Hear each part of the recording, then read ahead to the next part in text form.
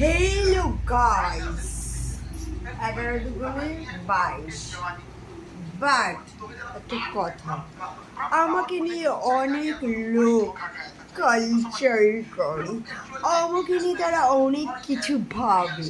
আমার বেশ ভালো লাগে। তারা তাদের নিজেদের জীবনের সমস্ত ভাবনা চিন্তা বাদ দিয়ে শুধু আমাকে নিয়েই ভাবে। আমি কত বড় একটা সেলিব্রিটি, একটা ফিলিংস আসে আমার মধ্যে।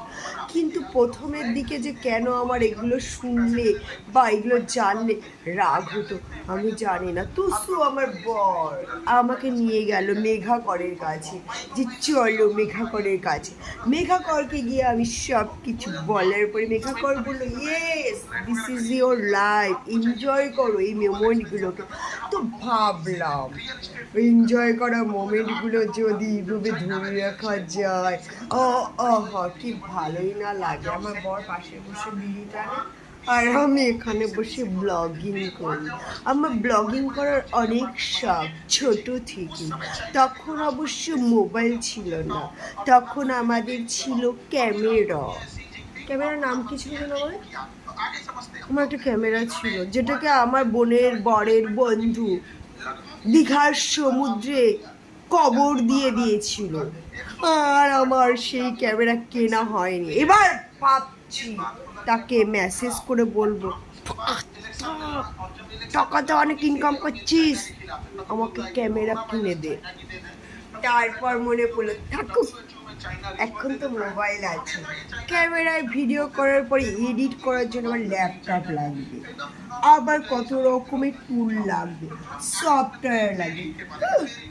তার থেকে মোবাইলেই ভিডিও করবো, নিজের পয়সায় ক্যামেরা কিনবো, ডিএসএলআর কিনবো।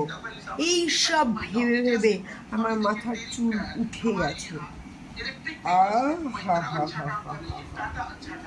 আমি প্রতিনিয়ত ভাবি ভাই লোকে কন্টেন্ট ক্রিয়েটর হয়,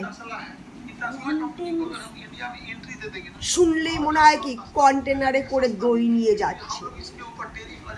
আমি ভাবলাম চলো ভাই শুরু করা যাক, চালু শুরু আরম্ভ। তো আমি এইভাবেই শুরু করলাম। আমার অনেকগুলো চ্যানেল আছে, অনেক রকমের ভিডিও আছে। তোমরা বলো আমার কোন রকমের ভিডিও আমি কন্টিনিউ করব। আমি তো আর কন্টেন্ট ক্রিয়েটার হতে চাই না, জাস্ট মোমেন্ট ধরে রাখতে চাই। 11টা বাজে, শুধু যাবা কি যাবা না?